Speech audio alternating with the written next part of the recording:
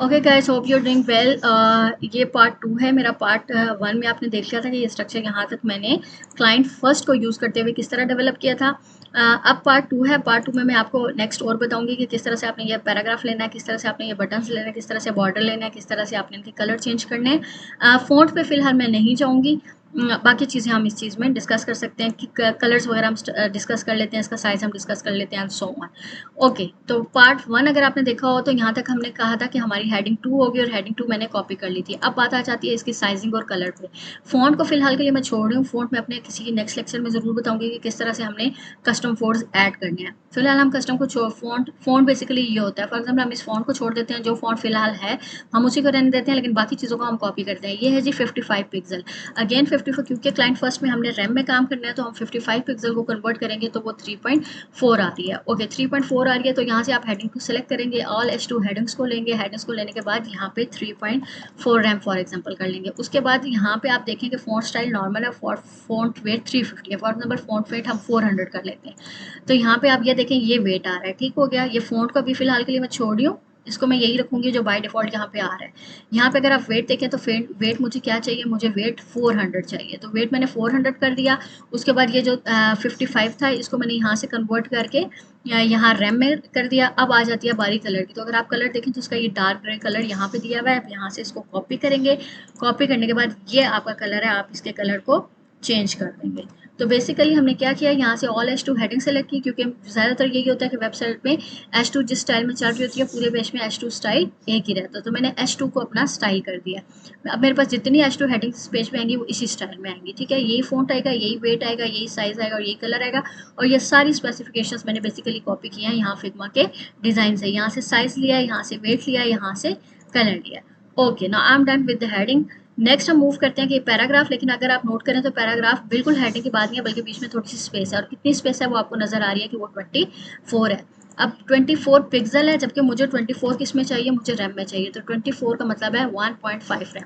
इसका मतलब है कि इस हेडिंग के बाद मुझे क्या चाहिए, मुझे 1.5 रैम स्पेस चाहिए। तो मैं इस हेडिंग को सिलेक्ट करूंगी, इसके पैरेंट में जाऊंगी, अबाउट कंपोनेंट। इसके यानी कि अबाउट कंपोनेंट आप यहाँ पे देखें, ये कंपोनेंट है, इसके अंदर एक हेडिंग आ गया। नेक्स्ट आपको क्या चाहिए, स्पेस कितनी चाहिए, 1.5 रैम। तो ये स्पेस 1.5 रैम कैसे आएगी, हमारे पास एक क्लास होती है, आप उसे कह सकते हैं बिल्ड इन क्लास है। यानी हमने क्लाइंट फर्स्ट यूज़ किया तो हमारे पास ज़्यादा क्लासेस बिल्ड इन आ गई हैं। पैडिंग टॉप, ठीक है। पैडिंग टॉप के फर्दर कॉम्बो क्लास, ठीक है। ये जो पैड फर्स्ट क्लास के बाद सेकंड क्लास आप क्लिक करते हैं तो वो होती है कॉम्बो क्लास। अब आपको कितनी चाहिए, 1.5। तो अगर आप यहाँ पे पैडिंग्स को सेलेक्ट करें तो आप अगर कहें कि पैडिंग स्मॉल, तो आपके पास ये पहले से बन गया कि पैडिंग स्मॉल। जब आप पैडिंग स्मॉल करेंगे तो आप ये देखें आपके पास 1.5 रैम आ गई है। तो आपको इस हेडिंग के बाद कितनी स्पेस चाहिए थी, 1.5 रैम चाहिए थी। तो एक्जैक्टली 1.5 रैम यहाँ से आ चुकी है। तो अब मेरे पास इसके दो चीज़ें, यानी इस यहाँ तक मैंने इसको रेडी कर लिया। मेरे पास हेडिंग टिक, दिस वन, ये जो 24 की स्पेस है ये भी टिक। अब नेक्स्ट चीज़ आ जाती है पैराग्राफ, ठीक है। अब यहाँ से भी आप देखते जाएं, मेन कंपोनेंट है, उसके अंदर एक हेडिंग है, एक 1.5 रैम की स्पेस है।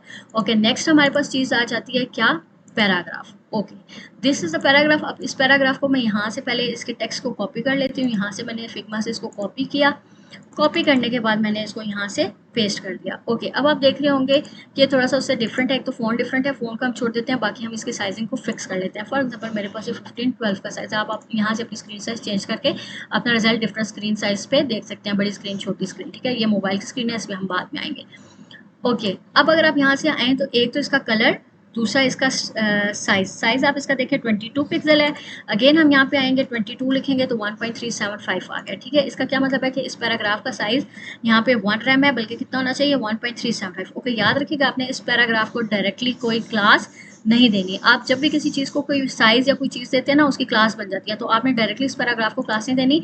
आप इसके पेरेंट को जो भी चीज़ दोगे ना, आप इसके पेरेंट को, फॉर एग्जांपल मैंने इसके पेरेंट को 1.375 रैम किया है, तो आप देखो इसका पेरेंट H1 पे तो अफेक्ट नहीं करेगा, क्योंकि H1 की मैंने ऑलरेडी बता दी थी कि जितनी भी हेडिंग्स 2 होंगी उनका ये फॉन्ट होगा, ये वेट होगा, ये कलर होगा। तो फिर जो पेरेंट का एलिमेंट है वो सिर्फ इस पैराग्राफ को अफेक्ट करेगा, ठीक है। हेडिंग को अफेक्ट नहीं करेगा, क्योंकि हेडिंग की स्टाइल्स मैंने पहले ही डिस्क्राइब कर दी हैं। अब मैंने जब पेरेंट का यहाँ से 1.375 किया तो आपने देखा है कि ऑटोमेटिकली ये भी बड़ा हो गया। फॉर एग्जाम्पल मैं इसको 1 करती हूँ, ये छोटा हो गया। फॉर एग्जाम्पल 1.375 करती हूँ तो अगेन इसका फॉन्ट साइज बड़ा हो गया है। नंबर 1। नंबर 2, आपने यहाँ से क्या करना है कि यहाँ से मैंने इसका कलर कॉपी करना है तो अगेन मैंने पैराग्राफ को कोई डायरेक्ट क्लास नहीं दी। क्लाइंट फर्स्ट में ये बात याद रखनी है कि पैराग्राफ को इस तरह से खुद से अपने नाम बना के या कोई भी क्लास नहीं दे सकते। इस तरह फिर आपका एसईओ पर्पस या आपकी जो कोड क्वालिटी है वो बहुत बुरी हो जाती है, ठीक है। अच्छा, उसके बाद इस पेरेंट एलिमेंट को मैंने सेलेक्ट किया है तो मैंने यहाँ पे इसको कलर की दिया है, तो आप देखें कि कलर पैराग्राफ का चेंज हो गया है। अगेन अगर आप देखें तो अब मुझे बटन्स यूज करना है। बटन्स यूज करने के लिए अगेन देखें मेरे पास कितनी स्पेस है, 24 की। तो 24 की जो स्पेस है वो ऑलरेडी मैंने यहाँ पे यूज़ की हुई है, तो मैं इसी को कॉपी करूँगी, कंट्रोल सी करके इसके पेरेंट को सिलेक्ट करूँगी और कंट्रोल वी कर दूँगी, तो यहाँ पे मेरे पास ये सिलेक्ट दोबारा हो जाएगी, ठीक है। और ये करने के बाद अब मेरे पास आ जाते हैं ये दो बटन्स, इनमें बेसिकली लीनियर ग्रेडियंट लगा हुआ है, ये मैं फिर अपने नेक्स्ट लेक्चर में बताऊँगी। फिलहाल मैं आपको ये बता देती हूँ कि बटन का एलिमेंट कैसे लेना है और उसको स्टाइल कैसे करना है। सो बटन के एलिमेंट को लेने के लिए हमने क्या करना है कि हमने अगेन अबाउट कंपोनेंट, हमारे पास एक क्लास होती है बटन ग्रुप के नाम से, ठीक हो गया। अब हमारे पास एक क्लास आ गई है बटन ग्रुप के नाम से। बटन ग्रुप के नाम से बेसिकली इसके अंदर हम अपने बटन्स को यूज़ करेंगे। मैंने एक बटन यूज़ किया और मैं ये चाह रही हूँ कि मेरे जितने बटन यूज़ हों वो सेंट्रलाइज हो जाएं। तो सेंट्रलाइज करने के लिए मैं यहाँ पे यूज़ करूँगी अलाइन सेंटर, या एक क्लास यूज़ करूँगी सेंटर के नाम से, अलाइन सेंटर है। जब अलाइन सेंटर होगा तो यहाँ से आप इसको क्लिक करेंगे तो आपने देखा अपना आपका बटन क्लिक। बेसिकली ये भी आप जब ये डिस्प्ले पे आते हैं ना और यहाँ पे आप इसको सेकंड वाले को क्लिक करते हैं तो यहाँ आपके पास दो ऑप्शन आते हैं, हॉरिजॉन्टल वर्टिकल, यानी कि इस एलिमेंट के अंदर जितने एलिमेंट है वो एक दूसरे के साथ हॉरिजॉन्टल आए या एक दूसरे के साथ वर्टिकल आए, और फिर हॉरिजॉन्टल होने के बाद मैंने इसे कहा है कि सेंटर में जस्टिफाई हो जाओ, यानी सेंटर में जो भी एलिमेंट है वो सेंटर में आ जाए। तो ये बटन सेंटर में आ गया। अब इस बटन को आप अपनी मर्जी से कस्टमाइज कर सकते हैं, जैसे कि इसने किया हुआ है। इसने बैकग्राउंड में कोई कलर नहीं दिया हुआ और बॉर्डर पे इसने कुछ कलर्स दिए हुए हैं। उन कलर्स में से हम ऐसा करते हैं कि हम लीनियर ग्रेडियंट में आपको फिर किसी क्लास में सिखाऊंगी। फिलहाल हमारा मकसद ये है कि हमें ये पता चल जाए कि बटन को इंसर्ट कैसे करना है, उसके बाद उसकी स्टाइलिंग कैसे करनी है। तो बेसिकली मैंने ये कलर ले लिया है इसके बॉर्डर्स का। अब ये इस बटन को स्टाइल करते हैं। फॉर एग्जाम्पल इस बटन को मैं नाम दे देती हूँ सिंपल बटन का। हमारा फर्स्ट बटन है, फिर इस मजीद जितने बटन चाहिए हम इसको फर्दर और कर लेंगे। ये हमारा फर्स्ट बटन है, इसको कैसे स्टाइल करना है। एक तो ये कि मुझे इसके बैकग्राउंड पे कोई वो नहीं चाहिए, ठीक है, कोई भी कलर नहीं चाहिए। दूसरा मुझे इसके बॉर्डर्स चाहिए, तो बॉर्डर्स में मुझे क्या कलर चाहिए, मुझे ये कलर चाहिए, ठीक है, नंबर 1। दूसरा यहाँ पे अगर आप देखें तो इसके बॉर्डर कितने पिक्सल हैं, 2 पिक्सल है, तो आपने भी यहाँ पे 2 पिक्सल्स के बॉर्डर दे देने हैं, ठीक है। तो ये बॉर्डर्स हैं, ओके। यहाँ पे राइट साइड पे सारी इसकी प्रॉपर्टीज होती हैं, यहाँ से आप सब कुछ चेंज कर सकते हैं, नंबर 1। नंबर 2, इसका जो टेक्स्ट है लर्न मोर, इसको ये लर्न मोड है, ठीक है। इस लर्न मोड को आप पहले यहाँ से कॉपी कर लें।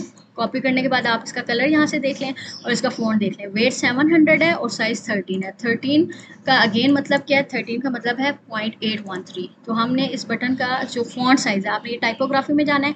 टाइपोग्राफी में यानी जो इसके अंदर टेक्स्ट है उसका जो साइज़ है वो 0.813 है, ठीक है, 0.813 है। और कलर उसका कैसा है, अगेन आपके पास उसका कलर जो है वो गोल्ड है। तो ये आपने देखा साथ साथ आ गया और उसके अंदर लिखा क्या हुआ है, लर्न मोर। अच्छा, एक चीज़ अगर आपने और नोटिस की हो तो ये सब कैपिटल है। तो ये आपने अगर इस बटन की स्टाइलिंग ऐसे करनी है कि इसमें जो भी टेक्स्ट हो वो सब कैपिटल आए, तो यहाँ टाइपोग्राफी में आप मोर ऑप्शंस पे जाएं। मोर ऑप्शंस पे जाके ये आपके पास कैपिटलाइज है, तो ये आपके पास सारा कैपिटलाइज हो गया। ओके, तो ये एक किस्म का हमारे पास बिल्कुल ये वाला सेक्शन रेडी हो गया। इस वाले बटन को मैं फ़िलहाल छोड़ रही हूँ। मेरी पर्पस जो इस वीडियो का था वो ये था कि आपको पता चल जाए कि आपने क्लाइंट फर्स्ट का जो स्ट्रक्चर है वो किस तरह का होता है। देखिए, आपने पहले सेक्शन बनाया, फिर उसके अंदर पैडिंग ग्लोबल लाजमी कॉल करनी है, कंटेनर लार्ज लाजमी कॉल करना है। अब ये कंटेनर लार्ज भी हो सकता है, मीडियम भी हो सकता है, स्मॉल भी हो सकता है, आपके डिज़ाइन के अकॉर्डिंग। फिर उसके बाद section padding section extra large भी हो सकती है, लार्ज भी हो सकती है, स्मॉल भी हो सकती है, मीडियम भी हो सकती है, एक्स्ट्रा स्मॉल भी हो सकती है। मेरे पास एक्स्ट्रा लार्ज थी क्योंकि मेरे डिज़ाइन में मुझे 200 और 300 टॉप और 200 बॉटम से मुझे 200 चाहिए थी, इसलिए मैंने अपनी क्लास एक्स्ट्रा लार्ज की जनरेट करके उसको इक्वल टू 12.5 कर लिया। नेक्स्ट में ये वाली जो स्पेसिंग है ये आपने अपने डिज़ाइन से देखनी है और उसके अकॉर्डिंग आपने अपनी पैडिंग टॉप और पैडिंग बॉटम यूज़ करनी है। ठीक हो गया यहाँ से। और ये मेरे पास नेक्स्ट एक बटन आ गया और उस बटन को भी मैंने जिस तरह से डिज़ाइन किया वो आपके सामने है। तो होप सो आपको ये वीडियो पसंद आई होगी और आपको समझ भी आई होगी।